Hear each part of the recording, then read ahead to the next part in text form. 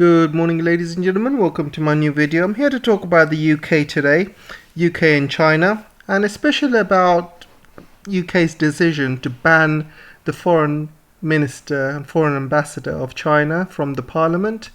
The Chinese are calling it despicable and cowardly, and it's causing a huge row at the moment. So I'm not very happy. I mean, British public don't really know what's going on, but when I look at this and I see how the British Parliament is acting, how Boris is acting, and it really is childish, guys. I find it very, very childish. So listen to this. So what has Afghanistan taught Britain? You cannot rely on the United States. So Biden, basically promised he's not going to withdraw in the G7 meeting. And what does he do? A few months later, he withdraws. He doesn't return Boris Johnson's phone calls. He doesn't care about any of his allies. And during his press conference, he's talking about, how much of a win this war was. And he was thanking his army. But not once he thanked his allies. Not once. He thanked Britain, Australia. Basically dumped them in the dirt. Biden doesn't give a crap about England. He doesn't give a crap about Boris. In fact, he proper humiliated him during Afghanistan by not returning his phone calls. He just made Boris look weak. So you would think after that, you would, think about your ties with the US, and you would rethink your ties with other countries like China, for example. But no, Boris is still going on with his usual rhetoric and just pissing China off, and it's getting very tiresome. It's becoming very stupid, and I agree, it is very despicable and cowardly, because this is just gonna piss China off. China's gonna do the same thing to the British ambassador in China, and probably slap a few extra tariffs on top as well, or sanctions on top, and this is not gonna help going forward, guys. So I was going to my supermarket the other day, and again, there's a lot of empty shelves in the market. People are going crazy about how they can't shop because the supermarkets are pretty much empty, running on empty shelves everywhere mainly because of Brexit. And 40,000 lorry drivers are basically didn't come back to UK after Brexit. They stayed in Europe. What's the point coming back to UK? So there's a big shortage of lorry drivers. So companies like Nando's, Burger King, McDonald's, even having really short supply. When you go into Nando's or Burger King, a lot of their items are out of stock. So it's becoming really ridiculous, guys. And there's other issues with England as well. There's recently Boris announced a national insurance tax rise. And this is just gonna hit the poor and hit the youngsters, and because everybody has to pay national insurance, and everybody that's on PAYE who's got a job basically gets paid a salary, has to the national insurance has to be taken from their salary as a deduction. And all the youngsters who get paid, and all the working class, they're just going to suffer. The millionaires and rich people are not going to suffer, because this is a tax for the poor, right? And all the companies that are going to be also have to pay national insurance as well. They're going to be basically small and medium-sized companies. They're going to pay as well, and they're going to have issues with hiring more staff, because their costs are going up. People are getting less and less money in UK. Inflation is rising, huge amount of inflation. I mean, they're talking about more tax hikes as well to come. There's huge amounts of inflation. Prices are rising. You can see UK inflation is the highest figure in almost a decade. They're printing money like crazy. You can see the global trade volumes rebound, but UK is still lagging. They're not doing very well. UK is doing really, really bad at the moment because of Brexit, because of coronavirus. And not only that, they're increasing the taxes, guys, but they're sending bloody ships all the way to China to piss the Chinese off even more. I mean, this is absolutely ridiculous. They're asking the working class to pay. They're asking all these students and young people to pay extra in tax hikes. but they're going around wasting money on the military, on ships going around the world to bother China. I mean, how does that look, guys? How does that seriously look? I mean, it's absolutely ridiculous. You know, I'm completely ashamed with the way the British Parliament is doing this, and it needs to stop. It really needs to stop. Somebody needs to stand up to Boris, and somebody needs to stand up in the Parliament and say, what you guys doing are really stupid. You know, after the way America embarrassed Britain in Afghanistan and embarrassed themselves as well, you know, it's time to look at new possibilities, new trade options, and new friends, and especially with China. And then, you know, there's a lot of money to be made from China. I mean, right now, America is not letting in Chinese students into America because they're saying there's a security risk. So, you know, the next option is Britain. So all of these Chinese students can come to Britain, and you know, there could be a lot more investment in Britain from Chinese companies, and Britain, without Brexit, you know, can start looking up again. But no, they don't think of it like that. You know, it's absolutely ridiculous. They don't have any common sense or any brain in that head of theirs, and I'm completely ashamed of my own parliament, guys. And Labour, Conservative, it doesn't make a difference. They're all the same. It's just the same old people think they all know it all, and they all want to be friends with America. Seriously, it's just absolutely ridiculous. I'm tired of it, absolutely tired of it. Just needs to stop, guys. And they're going to be increasing more tax hikes. Coronavirus cases are rising every day. So things are not looking good, guys. Things are definitely not looking good. But they have their priorities set correct. Their priority is to piss off China. That's their priority. Forget about the economy, forget about coronavirus, forget about everything else, forget about Afghanistan.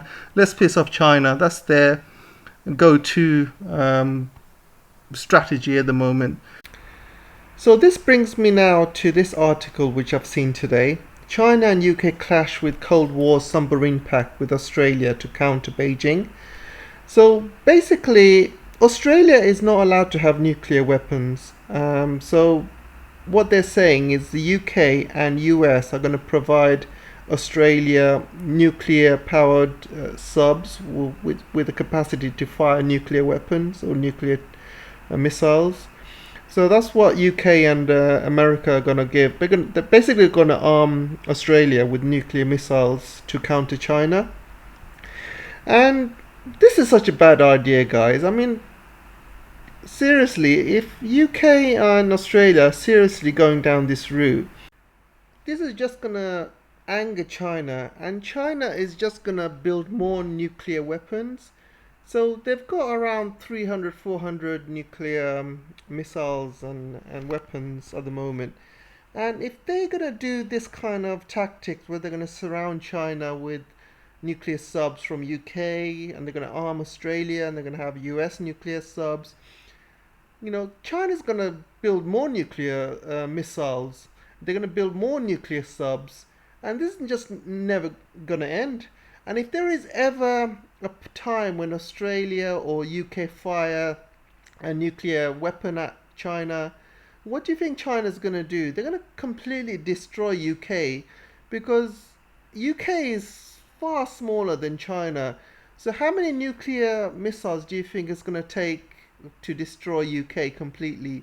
And UK doesn't have any you know, these anti-missile weapons, S-400s, and you know, anti-ballistic missile systems. It doesn't have any. I mean, if you know, if China wanted to completely destroy UK, they'll probably need about 2 or 3 nuclear weapons to hit UK, and the UK will be gone. And the same with Australia. You know, Australia is a big country, but you know, it's not very heavily occupied. All the occupation is mainly down to the main cities. You got Sydney, Melbourne. You got a few other major cities where most of the people stay in. So all China has to do is fire a nuclear weapon at these big cities, and Australia will be gone as well. And again, Australia doesn't have a big military budget. It cannot stop Chinese nuclear missiles from hitting it. So yeah, UK or Australia might be able to hit China with 1 or 2, but China is a big country. It will fight back. It will, you know, you need you need at least thousands of nuclear weapons to completely destroy China. But China will fight back, and China only needs a few to completely destroy UK and completely destroy Australia.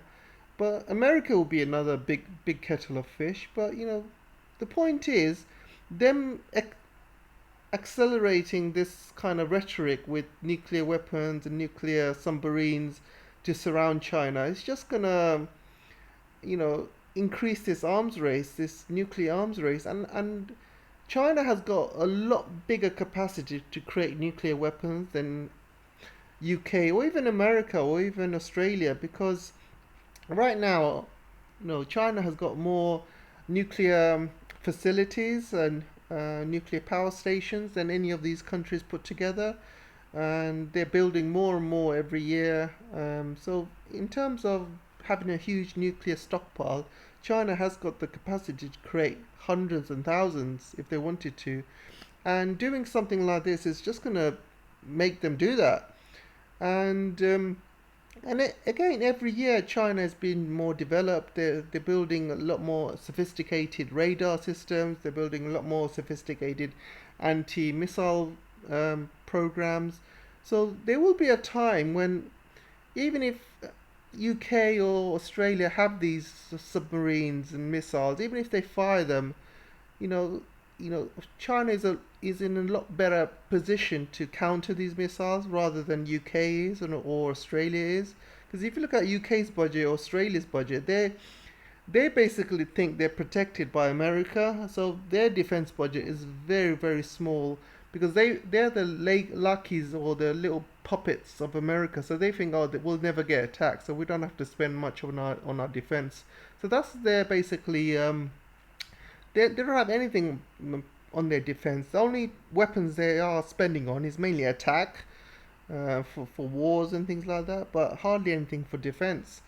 So I just don't know where UK and Australia are going with this, and it's just going to end in tears, and probably most likely end in tears in UK, and end in tears for Australia as well. I mean, look at this guy's face. He looks so smug after coming up with this with this you know with this thing, with this treaty or whatever you call it, this agreement. He looks very smug in his face, and you got sleepy Biden in the background, and you got boring Boris Johnson on the left. Absolutely disgusting, absolutely ridiculous, guys. Where is this going to go? Where is this going to lead? Just escalating it for no reason whatsoever.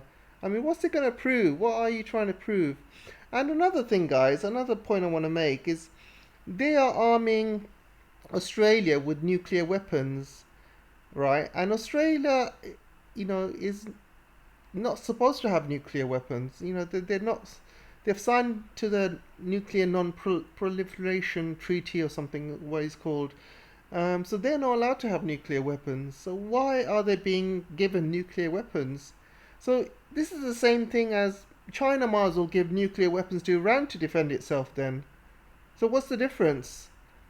Let Iran have nuclear weapons to defend itself. And Iran is now a partner of China, a partner of Russia in the SCO, or they're going to be very soon. So why not give why not give Iran the capability to defend themselves with nuclear weapons? Why not do that? If you're gonna arm Australia with nuclear weapons, you might as well just arm China. Might as well arm Iran. Might as well arm North Korea with more weapons. Might as well arm other countries. Might as well arm Afghanistan. What are you gonna think of that? What do you think of that, guys? Seriously, what the hell is this leading? What the hell are you guys trying to do? Anyway, that's all I have for today. Let me know what you guys think, and I'll chat to you in the next video.